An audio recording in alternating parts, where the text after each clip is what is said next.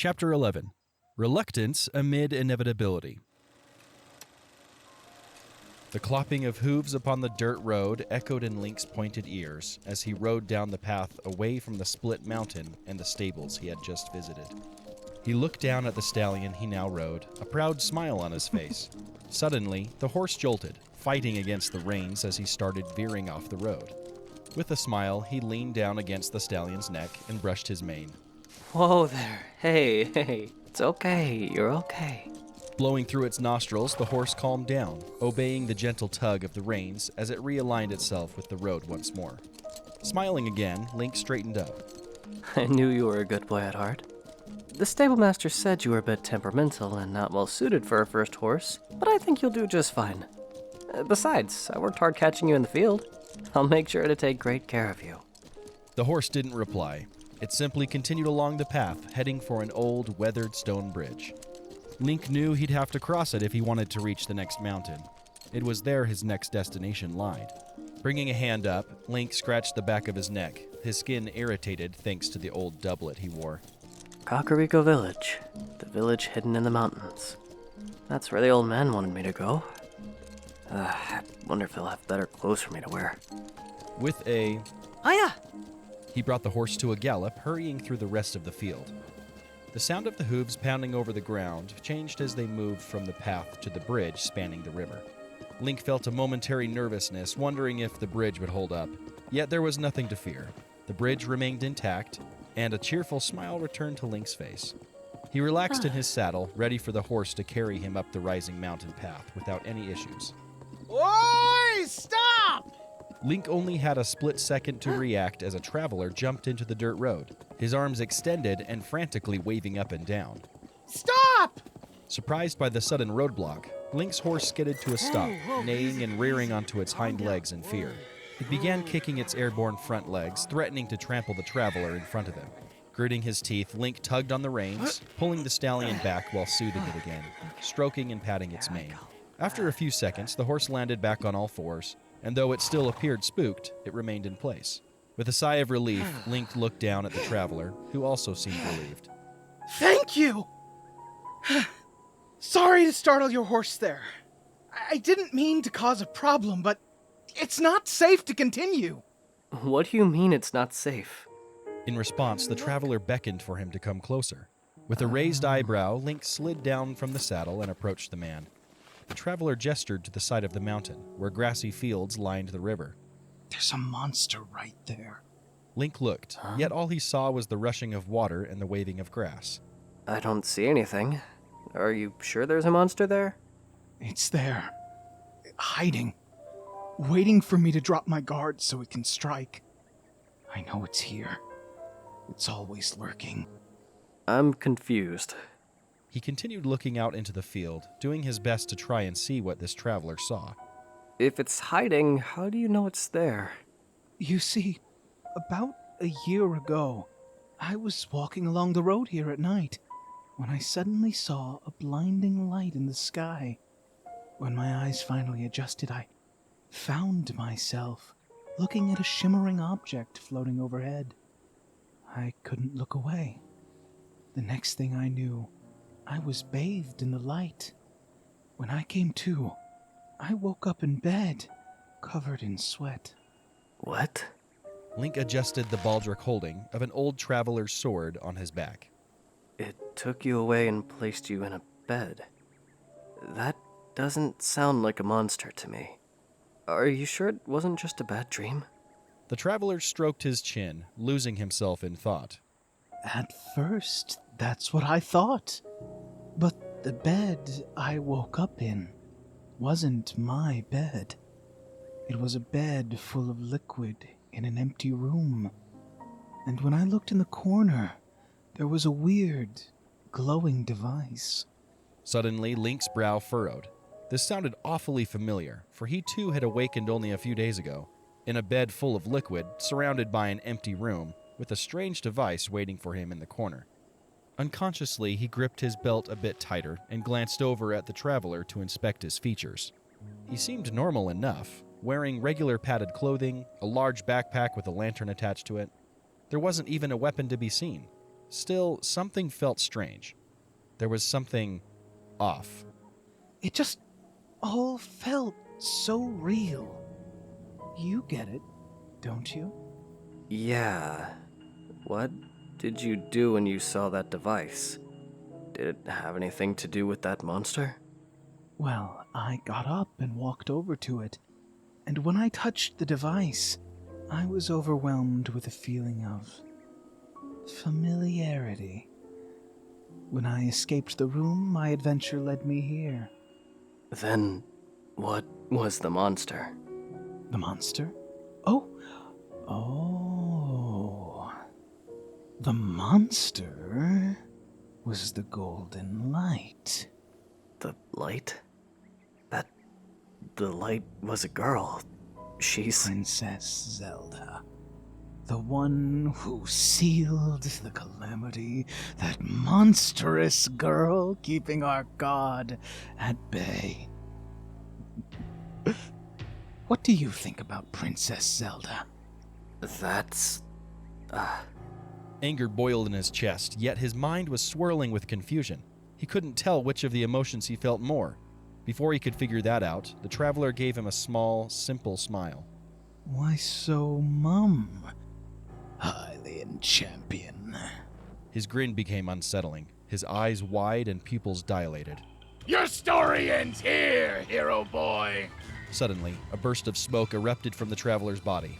Link covered his face, the force of the explosion causing his bangs to flutter.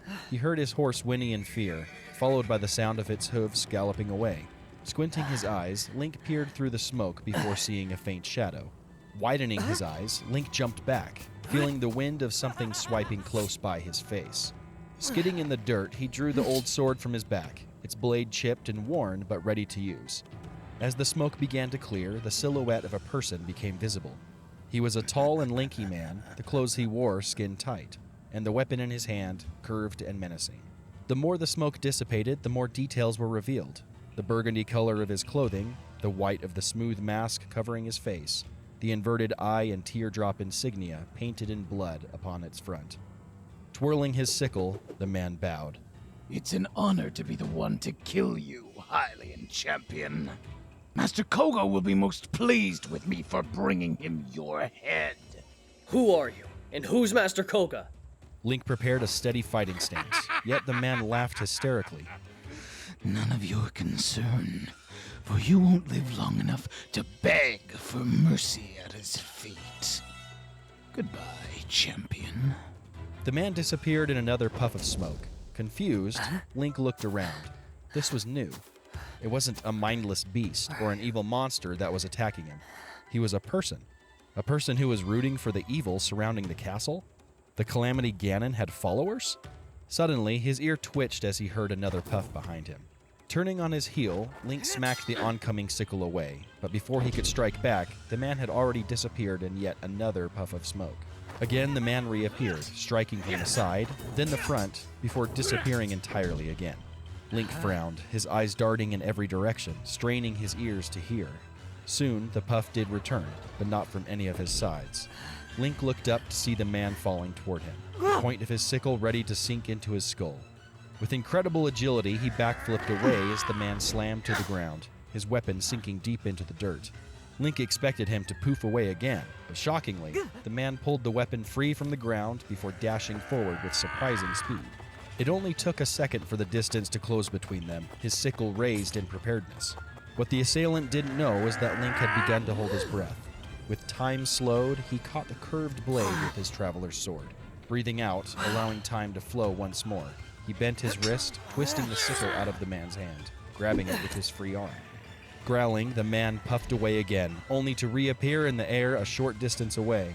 Link realized a new weapon had replaced the sickle, a bow and arrow. As arrows rained down, Link effortlessly dodged back and forth. Thinking quickly, he raised the sickle above his head and threw it as hard as he could. The curved blade shot through the air, spinning as it flew, before striking the man right in the mask. With a yelp, the man came crashing down to the ground, and in less than a second, Link was standing over him, with both the sickle and his old sword in hand. The man snarled beneath his mask. I underestimated you. I thought I could take you down fresh after waking, but clearly you aren't all legend. Tell me who you are and who that Master Koga guy is. The assailant laughed. The Yiga clan will kill you, boy. In the name of Calamity Ganon and Master Koga. Again, the man puffed away, this time his smoke a blood red, the symbol of the inverted eye and teardrop appearing and illuminating the smoke behind it. Assuming this meant he had disappeared for good, Link lowered his weapons and looked down at the curved blade of the sickle. The Yiga clan? No one told me about them.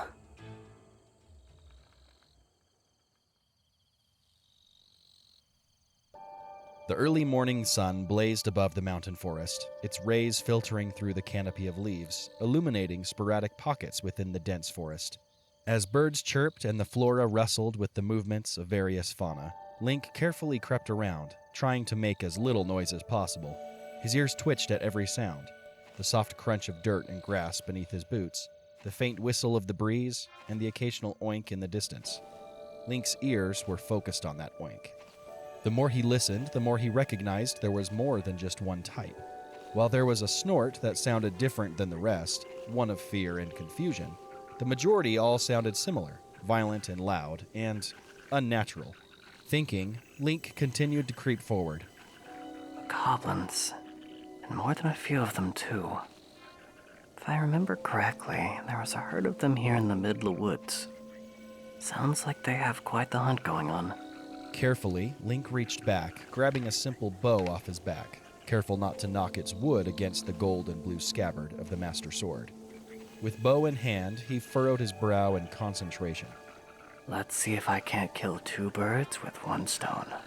With a grin, he crouched and continued his way through the forest, the sounds of a struggle becoming louder in his ears, before eventually they came into view. A herd of bokoblins, all different shades of colors. Some were red, others blue. However, one was white, a silver bokoblin, and Link knew that one would be a problem. One hit from him, and Zelda will have reason to worry. Squinting, he peered at the group a little harder before seeing the creature they were surrounding. It was a large boar, with dark brown fur, slightly wounded by the bokoblin's clubs. Regardless of its injuries, the boar snorted in challenge, its oinks fearful yet threatening, aiming its tusks at each of the jumping bokoblins encircling it. With a hum, Link glanced back to the injured boar. You'll be breakfast, lunch, and dinner for today. The rest of you just need to go. That silver bokoblin, though. He looked around, formulating a plan before his pointed ears twitched again. Amongst the screeches and oinks, he could hear a faint buzzing in the air.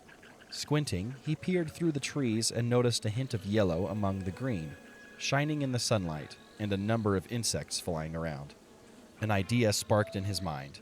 Reaching back, he pulled a couple of arrows from the quiver on his lower back, creeping forward even more. The bokoblins were unaware of his presence, still focused on the boar attempting to ram them, yet it couldn't seem to escape the circle of beasts. It continued to whine and oink, covering any little noise Link was making with each careful step, trying to fend off its predators to no avail. Once positioned, Link knocked an arrow and pulled the bowstring back. It was time. Holding his breath, time slowed as he carefully aimed the tip of the arrow before releasing. Before the first arrow could fly through the air and hit its target, the second arrow had already been knocked, pulled back, and also fired. Releasing the drawn air in his lungs, time returned to normal, allowing both arrows to fly through the air before striking two of the red-skinned bokoblins in the skull. The two porcine creatures crashed lifelessly to the dirt, causing the other bokoblins and the boar to jump in shock at the third party now rushing toward them. Drawing the Master Sword from its scabbard, Link immediately locked eyes with the silver bokoblin, who was the quickest to recover from the shock, yet not quick enough to parry Link's swing. Taking a blow to the stomach, the silver bokoblin flew back, slamming into a tree.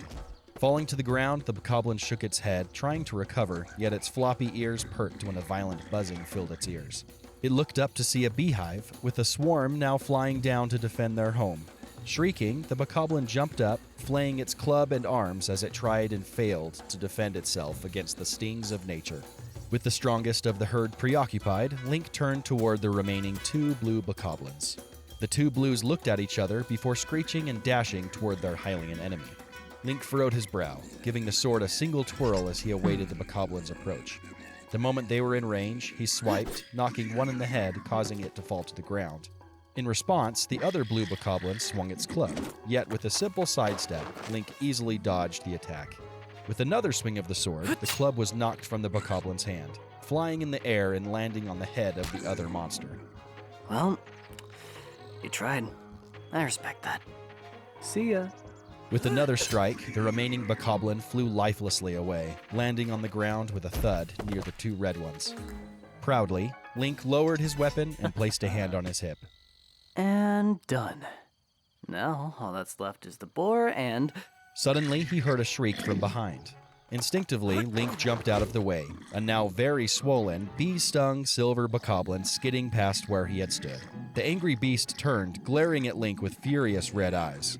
Link frowned in confusion and looked at the beehive, seeing it was now crushed and destroyed. Okay, I thought that would distract you a bit longer. Before he could attack, he noticed the other blue bokoblin picking itself up, a knot forming from the club that had fallen on its head. The blue beast looked between Link and the agitated boar, confusedly running around, then chose to go after the boar, leaving Link to the silver bokoblin. Hey, that's my boar! Link started toward the blue bokoblin, hoping to finish him quickly, yet the silver bokoblin screeched and jumped in front of him. The hero sighed in irritation. Okay, now you're getting between me and my food. Bad choice. The silver bokoblin jumped side to side in taunt before picking up the club that had fallen to the ground. Link, exhaling in frustration, dashed forward. In response, the bokoblin jumped, its ears flapping in the wind as he came crashing down. Taking in a breath, time began to slow once more as Link dodged. Before the bokoblin could even touch the ground, its entire body was covered in gashes. After watching the bokoblin fall to the ground, he grunted in dominance before chasing after the blue one and the boar. The animal, squealing and oinking, sprinted as fast as it could, running around trees and bushes as it tried to escape its pursuers. While the bokoblin followed the boar perfectly, foolishly going around the same circuit the animal was making, Link dashed through the forest, clearing the distance between them in no time at all. He darted past trees and jumped over bushes until eventually he caught up with the bokoblin. Jumping, he brought the Master Sword down, slicing the creature's back. The blue bokoblin fell to the ground, dead. Hearing the squeal of death, the boar turned to find the Hylian standing over the bokoblin's body. The two stared at each other, the boar snorting as it dug into the ground with its hoofs, preparing to defend itself to the bitter end. Link, doing the same with his boot, replaced his legendary blade into its scabbard, swapping it with the bow from earlier. Finally, the boar charged, only for it to be immediately shot down with an arrow. The boar's body skidded across the ground, stopping only when Link placed his foot onto its body with a small, proud grin. And food for today is secured. He stood tall with a small, proud grin, but then he thought back to his actions, how invested in the fight he had become while looking down at the boar beneath his foot. I'm starting to think I get a little too into this. I'm glad the princess didn't see me acting like a... Before he could finish his thought, he heard a violent rustling of leaves from behind. Suddenly, Link felt something sharp slam against his back. He flew forward, only stopping when his body smacked against the side of a tree trunk. Falling to the ground, Link clutched his back in pain, turning to see what had hit him. It was the silver bokoblin, breathing heavily as it stared him down. Looking down at the dead boar, it gave a raspy wail, a sign that it was claiming Link's prize. Stubborn little... Noticing he had dropped his bow, he pulled the Master Sword from its scabbard again, readying it to fight once more. I cannot sit here and fight you all day. I've got things to do. The bokoblin screamed in response, its wounds from earlier slowly healing. Link furrowed his brow in confusion, noticing one wound on its chest still open.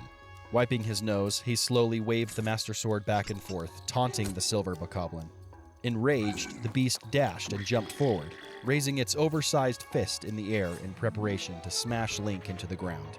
Before it could land its blow, the tip of the Master Sword's blade pierced its chest through the open gash, traveling through the body before protruding from the back. Bringing the sword down, he slammed the bokoblin's body into the dirt and pulled the blade free from its corpse. After ensuring the silver bokoblin was indeed dead, he sat down and sighed. Blue, red, and even black are no problem. But silver? I should be glad there wasn't a gold one in the herd. That's what I get for having too much fun. Feeling a stinging on his cheek, he reached up and touched it, then winced. He groaned. Dang it. I was trying to come out of that unscathed. She's gonna ask about that. With a sigh, he glanced at the body before looking at the Master Sword's blade. He stared at it for a moment, as if hoping he would hear something from it, before eventually returning it to its scabbard. Picking himself up with a grunt, he searched the bokoblin for gear or parts, shoving what he found into his back pouch. Leaving the dead boar where it was, he walked over to where the remains of the beehive lay. Deciding the honey was still good enough to take, he pocketed that as well, missing the Sheikah slate when he realized how messy it was. After he'd shoved that into his pocket, he stood and began making his way back to the boar carcass, preparing to drag its body to his waiting mare in order to tie it to her saddle. Link stopped, his eyes darting around. He heard something. At least, he believed he did. Twisting and turning his body, he scanned the woods, trying to catch a glimpse of whatever it was his pointed ears had picked up. It wasn't as clunky of footsteps as the bokoblins had been, nor was it as calculated and aggressive as the boar's. He slowly reached up for the Master Sword's green-strapped handle, wrapping his fingers around it. He stood still for a moment before quickly drawing it, pointing it at the nose of what had made the noise. Immediately, a creature reared back in surprise before prancing away in fear. A deer. Though Link had lowered his sword, he still peered around the forest with his brow furrowed. He listened as the leaves continued to rustle above his head, the sound of the occasional bird that hadn't flown away in fear, and the occasional buzz of an insect. With a hum, he slowly sheathed his blade once more, still eyeing the forest. After a few seconds, he went back to the boar, grabbing it by one of its hind legs and pulling it away, wondering if what he had heard was truly a deer.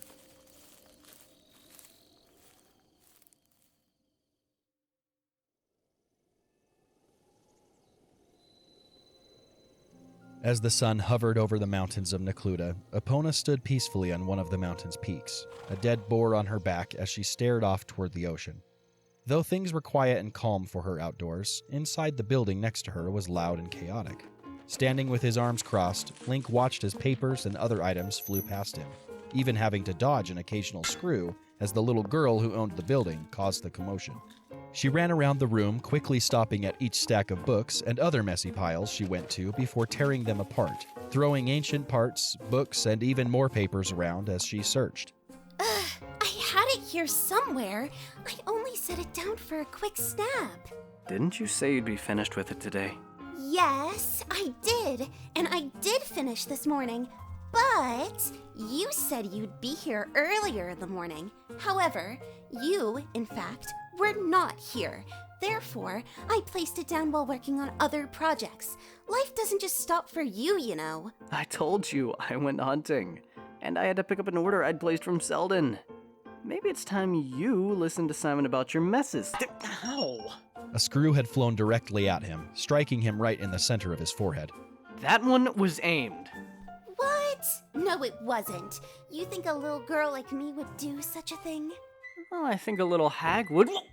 Hey! Link ducked as a large, spherical piece of ancient technology went flying over his head. An ancient core? For a little girl, you sure have an arm on you. Aha! I found it! A pile of papers exploded from one of the desks where she stood. Raising her hands in the air, she revealed the ancient slate she was searching for. I should have known I set it over here. I meant to simply grab a book I needed to review the flow of matter through the air, since Simon kept complaining about the possible merging of matter through the teleportation process with multiple test subjects. But there really is no need. I've done every test I possibly could to ensure its safety. With a little, she jumped down from the chair she had climbed and skipped across the room. Hey, now that you mention it, where is Simon? Upstairs napping. After a few weeks testing teleportation with his internal fears of matter merging in on itself, he needed a break. With the Sheikah slate in her little hands, she climbed onto another chair closer to Link and held it out for him to take. Snippity snap! There you go. It's ready to teleport with more than one person at your side. Accepting it, he looked down at the device, the screen brightening in response. Proudly, she placed her hands on her hips. Not only can it teleport 2 people, but it seems as though it can transport quite a few. At least, that's what my research says. Still, I wouldn't suggest testing those limits. I would have done so myself had I the capability to do so, but there's only so much I can do in this little lab. It should work just as before. Open the map, hit one of the labeled shrine or tower locations dotted across Hyrule, and in a flash of light, you'll be sent away to your destination. Great.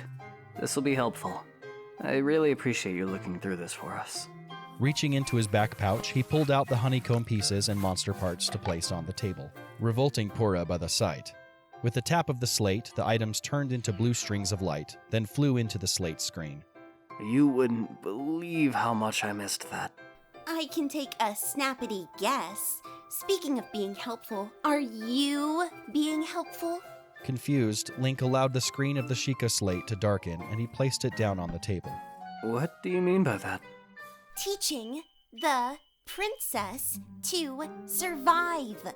The researcher wagged her finger at each word. I told you she needs to learn, and it's been a few weeks now. How's her progress coming along? It's going. When Purah gave him a disapproving look from behind her glasses, he sighed. It is. I've been teaching her the basics, like climbing, swimming, and other things. She should be in a tree right about now.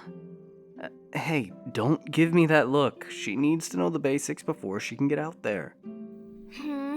I'm not giving you the look because I doubt your training abilities. What I do doubt is your confidence in her. You still don't want to take her out there, do you? Not at all. Monsters are powerful out there. Even I still get knocked around every now and then. Is that what this is then? Purah tapped her cheek with her finger. At this, Link grumbled, wiping his own cheek with the back of his hand. This only proves my point. It's dangerous out there. I don't want her getting hurt. And I told you, she isn't going to accept staying here. What about the Yiga? At this, the girl raised an eyebrow. The Yiga have never proved to be an issue to you before. Does Zelda being here change that? Nothing changes for me, but everything changes for her. The Yiga may act silly, but they can be unpredictable. And that's why you and the princess are traveling together. That's what I told you before.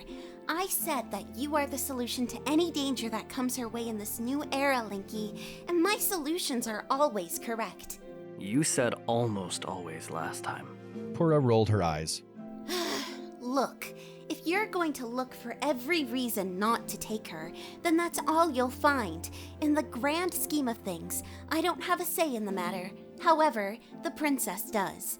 Good luck trying to tell her you want her to stay. You remember what I told you before, right? A guilty expression crossed Link's face, a good enough answer for Purah. You're the only person who can truly relate to her. Leaving her behind would devastate her. And bringing her along could kill her. At least if you're with her, you can prevent that from happening. You're worried that if she goes, she may be hurt. But if you leave her, she will get hurt. When Link frowned, the little girl shrugged. It's just something to think about. Is the princess doing poorly in her training? No, she's actually doing better than I thought she would. A lot better. Then it sounds like she may be more prepared than you give her credit for. She could still easily get hurt. Purah raised an eyebrow. Is it really her lack of physical abilities that's worrying you, or is it something else? When Link averted his gaze, she hummed. Whatever it is, maybe that's what you need to focus on. Frowning, Link picked the slate back up from the table's surface. I'll think about that. Thank you again for... Suddenly, the screen brightened again, a faint beeping coming from its screen. Furrowing his brow, Link raised the relic, watching as the slate revealed the map. 4 orange glowing points were now pulsing across the map, each in 4 distinct places Link had visited before. Did you do this? Do what? Link held the slate out to her. This wasn't here this morning. Did you accidentally set a task to the slate? I don't think so. Is there anything in the missions tab? When Purah swiped over to the mission's log and read, she shook her head. Nothing. Then what does it mean? Can you figure it out? After a moment of thought, Purah simply handed the slate back. The only conclusion I can come to is that it reacted to you, and it must have been for a reason. Whatever notification that is, it hid itself from me until it was back in your hands. Chances are, you're the only one who can discover what it means. Humming in thought, Link took the slate back from the girl's little hands. Why, though? Why now? Do you think it has something to do with the monster still being in Hyrule? Most likely, and if it does, then maybe it's best to have the girl with the blood of the goddess at your side. With a frown, Link raised his gaze from the slate screen to meet Purah's dark amber eyes. The little girl raised her second eyebrow. It's a logical conclusion to come to. Good luck trying to debate that. I suggest you get a move on. It looks like you have some contemplating to do. Yeah, I do. Thanks again, Purah. Stepping away from the table, he turned and headed toward the door. As his hands wrapped around the door's handle, Purah called out to him one last time. That song you told me about, the one about the princess's love. I know you're still curious about its true meaning. I'll say this. If you leave her behind, you'll never get your answer. Again, I'm not calling your fears irrational, but you shouldn't coddle her. Without a response, Link opened the door and exited the tech lab.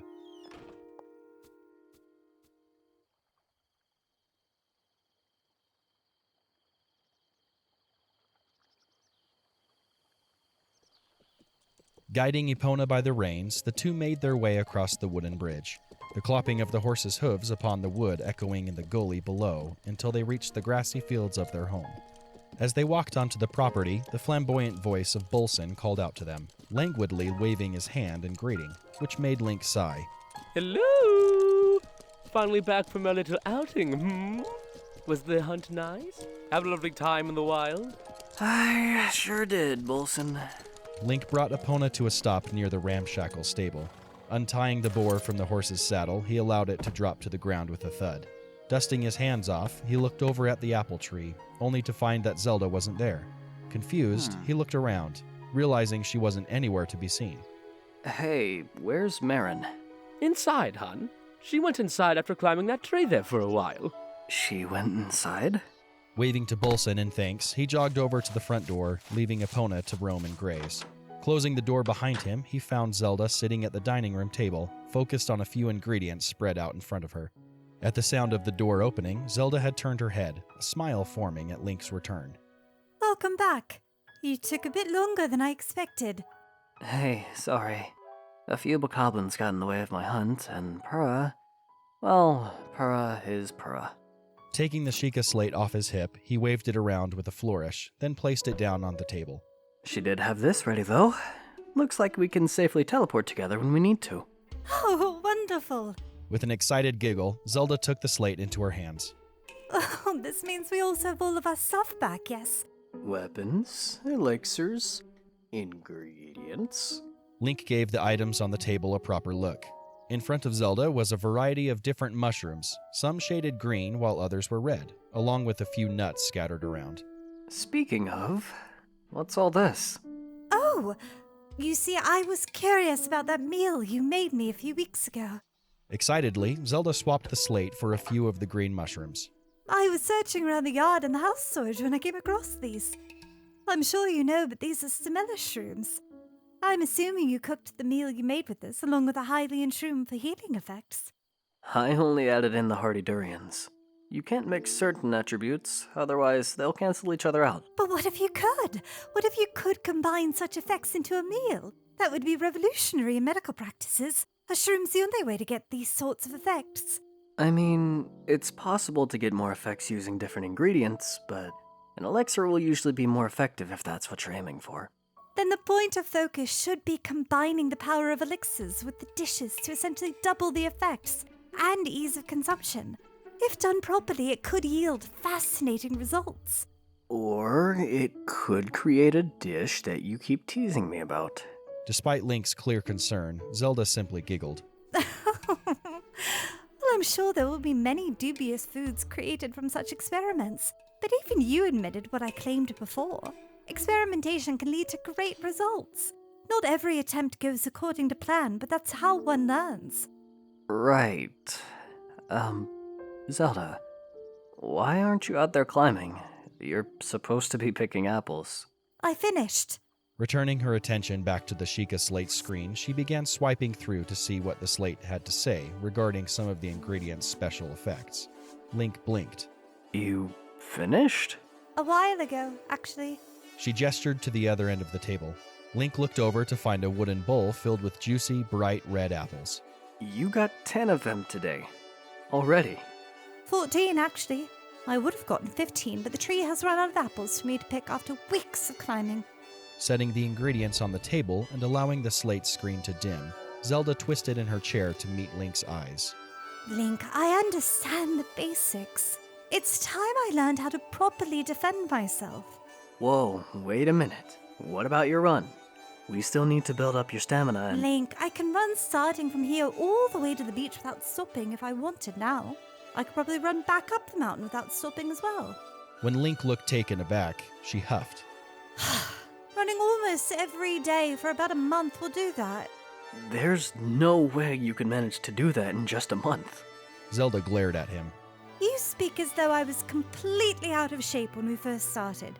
I may not be as physically gifted as you, but I wasn't exactly unfit in the beginning. We did our fair share of cardio even 100 years ago when traveling. Alright then, what about swimming?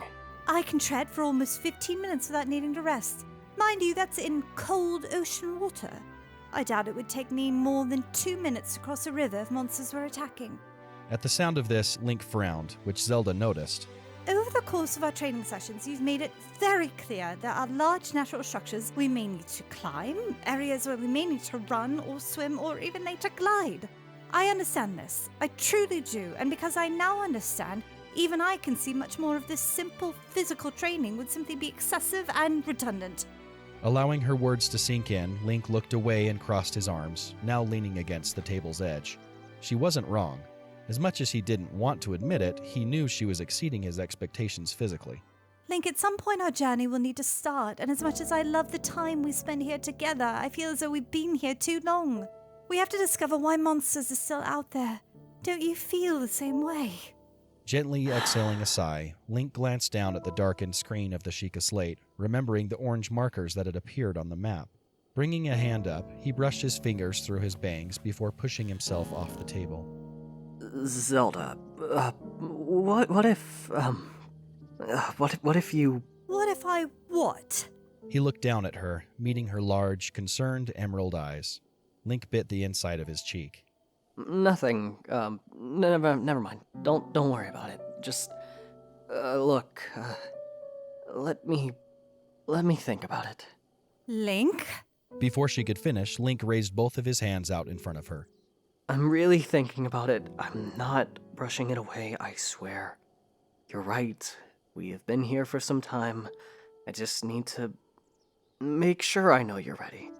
Which you might be. Please, just let me think. Zelda furrowed her brow in frustration, her fierce glare piercing his soul, then sighed. Fine, but even if it's not today or even tomorrow, it needs to be soon. I'm serious. With a nod, Link backed away from the table. And I understand. I need to finish this project that I've been working on, so I'll be outside thinking about this if you need me. Will you still not tell me what this project is? Again, it's been weeks. Not yet. You'll find out soon. Since you're done early, go ahead and take the day to rest. You deserve it. Stop. Wait a moment. Link had reached the door by the time she called out. As he paused, she stood and walked closer to him, stopping just before their noses could touch. What happened here? She reached up and touched Link's injured cheek. Reflexively, he flinched. There were bokoblins while hunting. I let my guard down for a moment. It's nothing serious. It may not be, but you should clean it to make sure it doesn't get infected. Reaching into one of her own back pockets, she pulled out a small rag. Sticking her tongue out just a bit, she dabbled the tip of the rag on it, moistening it up just a bit before rubbing it gently against his cheek. If I'd been there to assist, you might not have gotten the injury. If you'd been there, you might have gotten seriously hurt, or worse. There was a silver bokoblin among them. They aren't a joke. I'm destined to get hurt if I'm out in the wild. That's inevitable, and it's something I understand, but that's what this training is for, isn't it? To ensure the lowest possible chance I will get injured. What about making sure you take the least possible damage? You spoke as if there were multiple of them, but only one silver-level monster from what I can tell. Do you not believe I couldn't assist with the weaker of the bunch? Link hummed as Zelda continued to rub the rag against his cheek. What if the weaker go for me and the strongest go for you? Well, that's where you come in and take the silver one's attention. I know I'm not a warrior, but that seems like a fairly simple strategy in my mind. As much as Link wanted to argue, he couldn't find fault with such simple logic. Well, he could, but it would be petty. More than he already had been. I told you I had to think about it, and I meant that. Really. You'd better. She lowered the rag once Link's cheek was as clean as she could get it. We're in this together now. Always remember that. Right. I will. With a slightly disgruntled but accepting smile, Zelda took a step away. There you go. You're clean now. Go do all the thinking you need. Oh, and if this is a rest day, then I want to make another trip to the dye shop later. I would like to recolor more of the tunics we bought. Do we have the money? Yeah, that'll be fine. Are you alright with boar meat for dinner? It's basic, but I can glaze it with honey to enhance the flavor. If not, we can also stop by the general store. Glazed meat sounds delightful. Oh, maybe I can find a nice healing ingredient to throw in that will help with that cut of yours. Maybe, but don't try too hard. At this, Zelda smiled a bit brighter. Alright, off you go then. Right. I'll be in the yard. Just call for me when you're ready to head into town. Mm-hmm. And please, try and convince Bolson again not to just sit in front of our tree. There's only so much training I can do knowing his eyes are watching. I'm certain I look foolish to him. I'll do my best. When catching Zelda's dissatisfied gaze, he repeated with more energy. I will do my best, really. I've wanted him gone longer than you have. I'm really trying here. Well, try just a little bit harder, please. With a nod from Link, he turned toward the door, giving Zelda a smile over his shoulder before heading outdoors.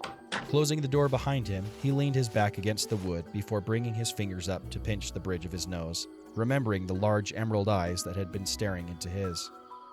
I couldn't do it. I couldn't ask her to stay. What am I supposed to do here? Unsure of what to think, Link glanced back over his shoulder, looking at the gleaming, purple-hilded sword on his back. It remained silent, its blade dull as it rested unchangingly in the scabbard. With a sigh, Link pushed himself off the door and headed to the side of the house, stopping by Epona to relieve her of the saddle and extra weight, then retrieved the order he had gotten from the boutique out of her saddlebags.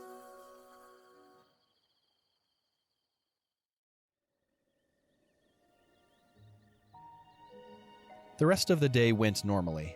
The two visited the dye shop, giving some awkward goodbyes to Bolson and Carson as they left for the evening, and later enjoyed a well-cooked meat and honey dinner made by Link.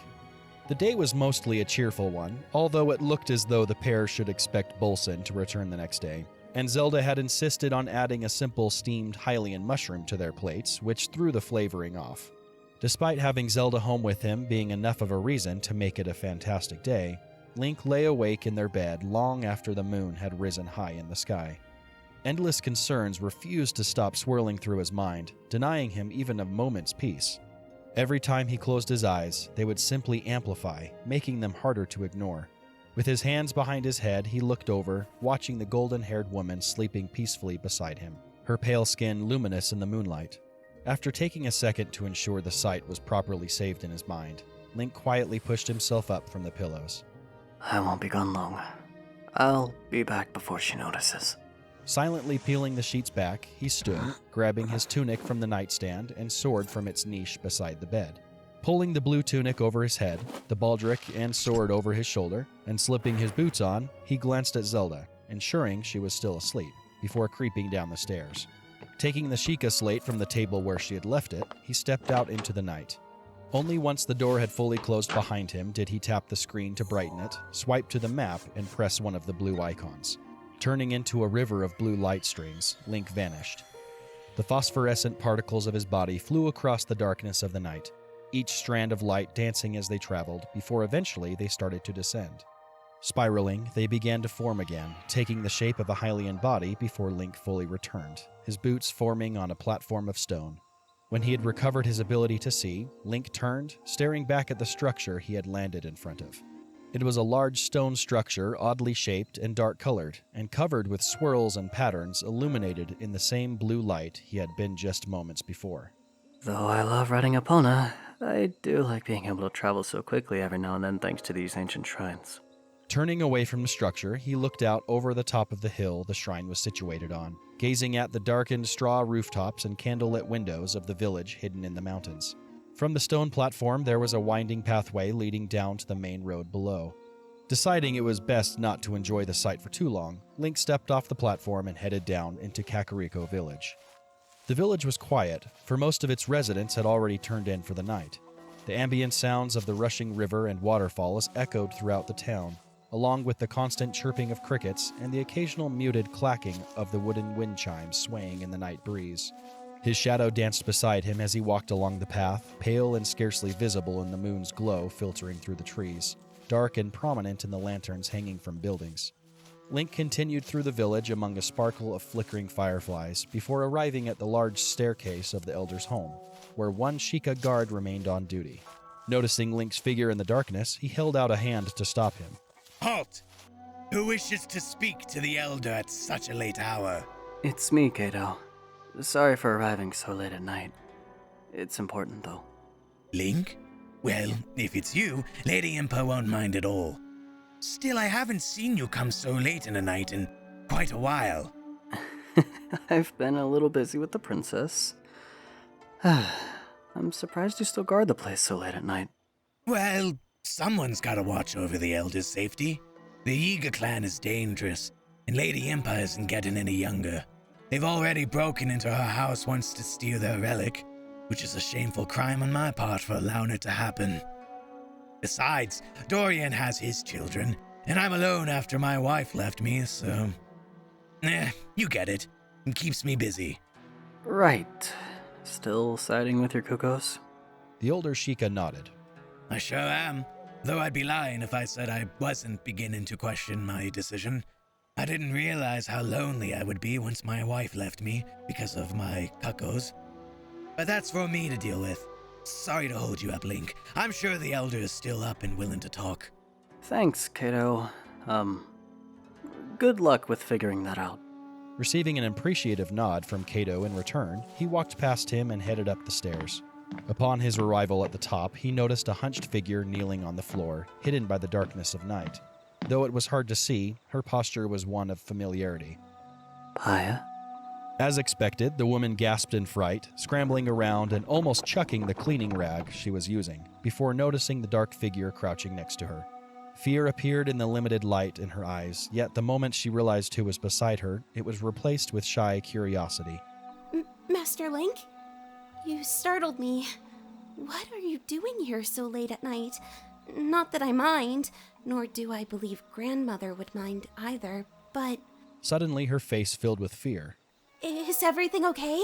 Is the princess all right? What happened? It's okay, Paya. She's fine and I'm fine. Nothing happened. In fact, it's because nothing has really happened yet that I decided to pay a visit. Huh? I don't understand. Taking a deep breath, Link sat on the edge of the balcony, resting his feet on the first step. In response, the Sheikah woman scooted closer to him. There are still monsters in Hyrule.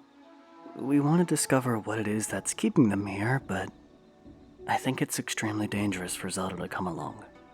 I've been training her for the past month, and she's doing well, but I just can't tell if I'm being overprotective or not. Oh, I see. Link swore he could hear a hint of sadness in her voice, but before he could ask about it, she continued. If I may give my opinion, I don't think you're being overprotective.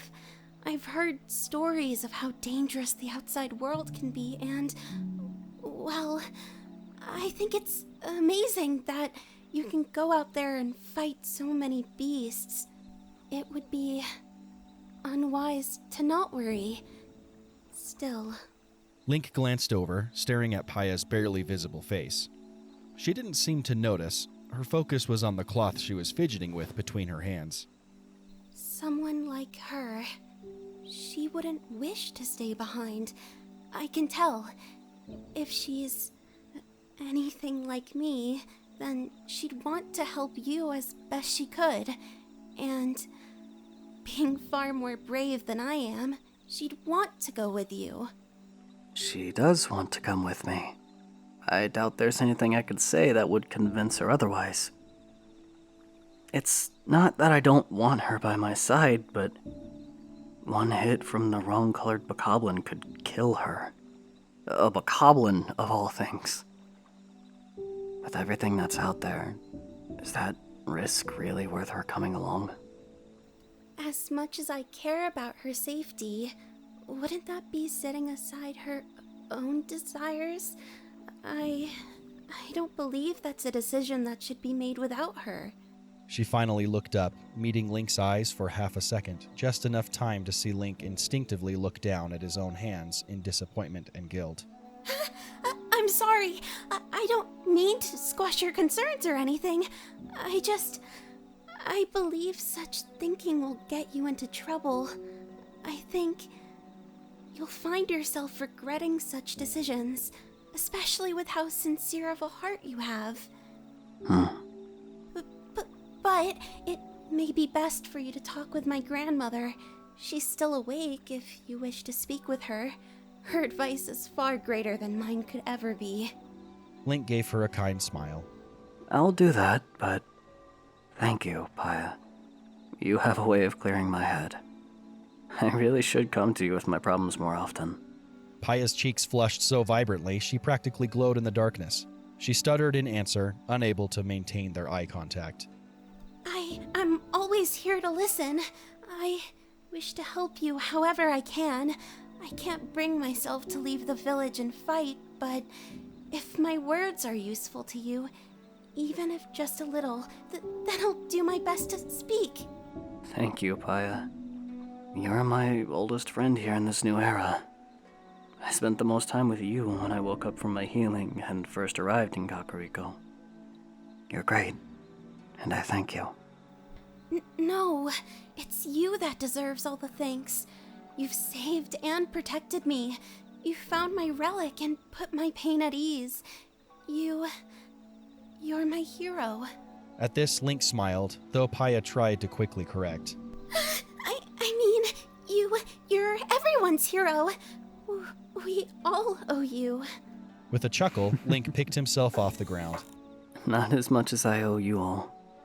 I'd better head aside. As much as I'm sure she wouldn't mind, I already feel bad bothering Impa this late.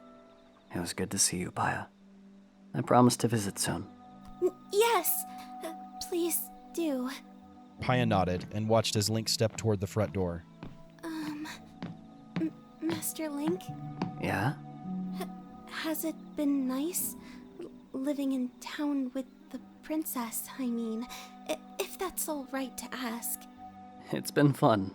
She's been living at my place for the last month. I thought it'd be a bit more difficult, but we actually work pretty well together in the same space. Living together. Paya hummed to herself before smiling at him. I'm happy for you. Again, Link detected a hint of sadness in her tone. Even her smile had a hint of dejection, and yet again, before he could ask, Paya stood up and bowed. Thank you for visiting, Master Link. I do hope you visit again soon. With that, she disappeared down the staircase, leaving Link alone on the balcony. Though he remained curious about Paya's sudden shift in demeanor, he turned and shoved the doors of the elder's home open, revealing the interior. Immediately, the home's owner called out to him. Ah, he finally enters. You knew I was coming? I sensed you the moment you reformed on the shrine stationed over the village.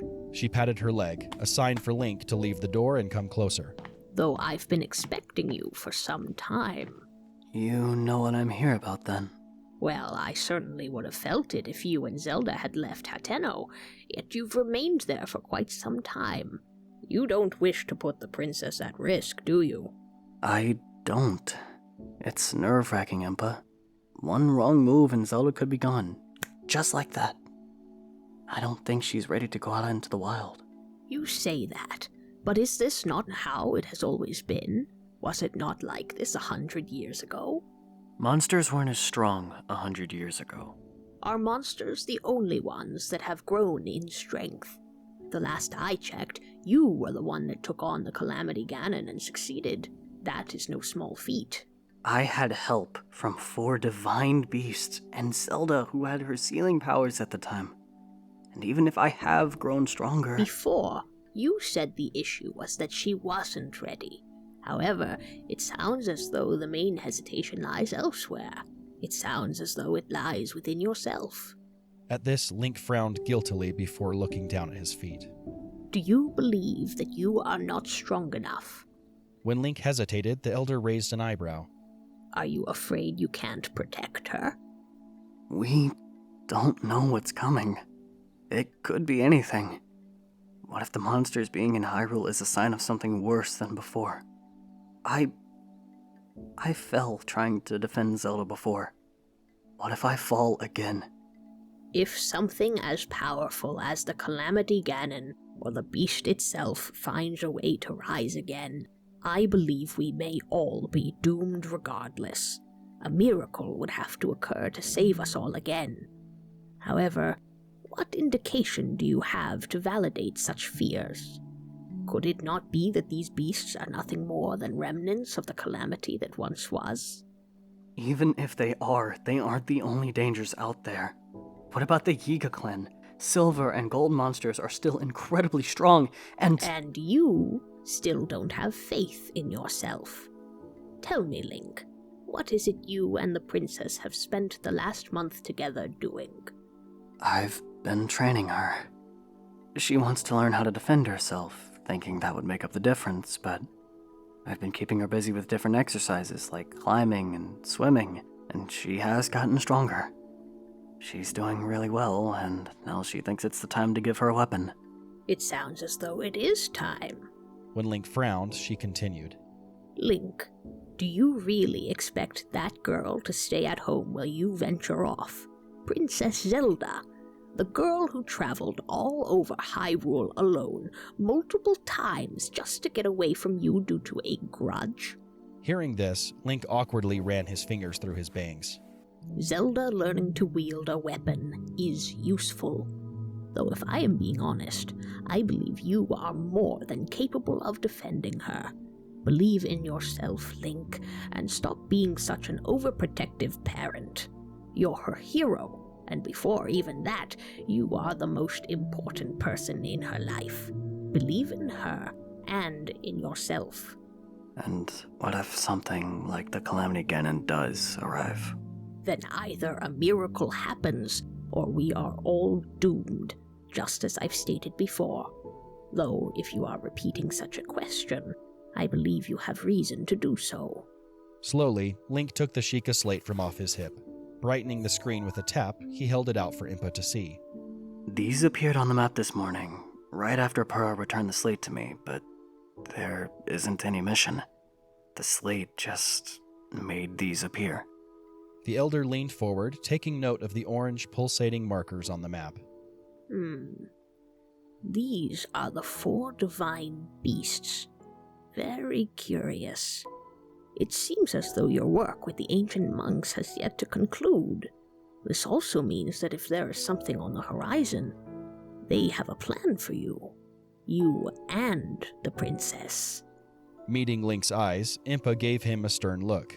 As much as you may wish it not to be, the princess has a role to play at all times. You are only one piece of a greater plan, Link. Even if you want to do this alone and spare her pain, she will get dragged in one way or another. It all falls back to the same answer.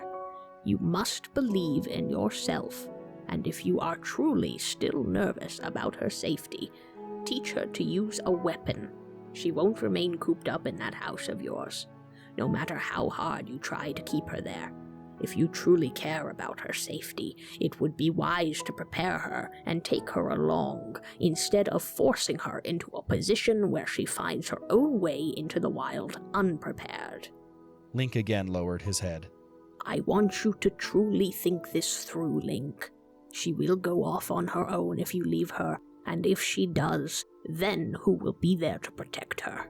The Sheikah elder wasn't wrong. It was foolish to think he could find a way to keep Zelda at home. She wasn't that kind of person, and truthfully, Paya was right. It would kill him to leave her there. To think he claimed he would train Zelda right, and yet he had been doing the exact opposite. He was being foolish. I'm sorry. Link balled his fist as guilt flooded his soul, yet the elder shook her head. An apology isn't necessary. You care for the princess, and that is a feeling I understand greatly. I fear for her safety as well, yet I understand who she is. I believe you do too, even if you refuse to accept it. I accept it. I do. I know what I have to do. Good. I'm proud of you, Link. Truly am. Tell me, how have things been between you and the princess? They've been good. Really good, actually. Living together has been different, but I wouldn't change anything if I could help it. I see. And that song, are you closer to discovering its true meaning? Admittedly, no. Honestly, I'm sort of nervous to discover that truth. Are you now? Link nodded. Because I'm not sure how I'm supposed to feel either.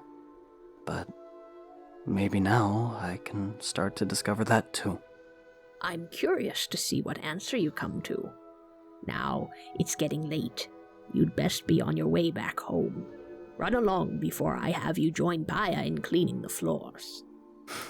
Hey, I'd help her out if she needed it, but I'd probably just get in her way. Thank you for hearing me out, Impa. Have a good night. You as well, Link. With a wave, Link turned and crossed the room, disappearing out the front doors. That boy, he can't even tell he's already fallen.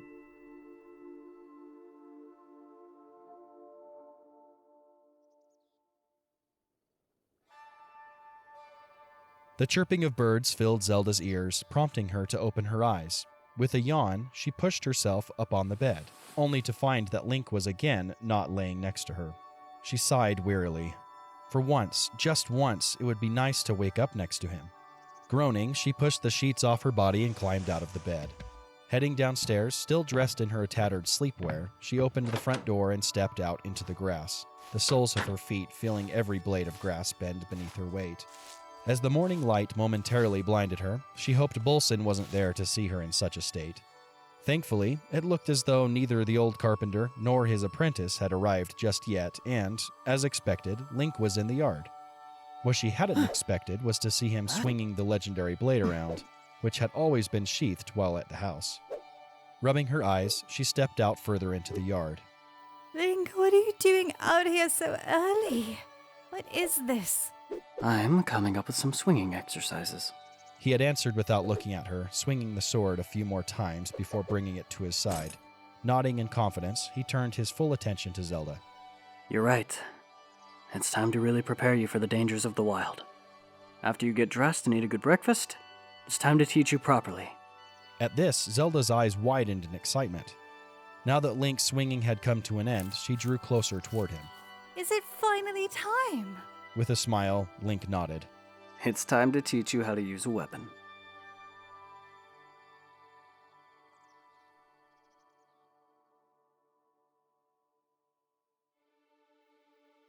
Well, hello there. Thank you kindly for watching this episode of The Legend of Zelda, Couple of the Wild. Link is certainly having a hard time, isn't he? We hope you're enjoying this little adventure and can't wait for you all to see it continue. If you wish to support us, consider hitting the like button and subscribe. And if you want to help out even more, check out the Patreon link down in the description below. We thank you again for your love and support. Farewell.